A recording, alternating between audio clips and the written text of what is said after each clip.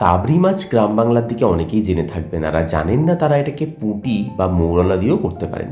জিরে শুকনো লঙ্কাকে শিলে ভালো করে বেটে এবার মাছের মধ্যে 1 চামচ আদা বাটা, 1/2 চামচ রসুন বাটা, জিরে শুকনো লঙ্কা বাটা, কুচনো আলু, হলুদ গুঁড়ো, ধনে গুঁড়ো, কাশ্মীরি লঙ্কার গুঁড়ো, চেরা কাঁচা লঙ্কা, পেঁয়াজ কুচি, টমেটো কুচি আর বেশ খানিকটা সর্ষের তেল দিয়ে ভালো করে ম্যারিনেট করে এইবার রেখে দিন 5 থেকে 7 মিনিট। তারপর একটা চাটুর মধ্যে ভালো করে সর্ষের তেল মাখিয়ে তার উপর কলা পাতা দিয়ে তাতেও ভালো করে সর্ষের তেল মাখিয়ে সেই মাছের মিশ্রণটা দিয়ে 15 মিনিট হতে দিন হালকা আঁচে। 15 মিনিট পর ঢাকনা খুলে দেখুন উপরটা ভালো করে হয়েছে কি না।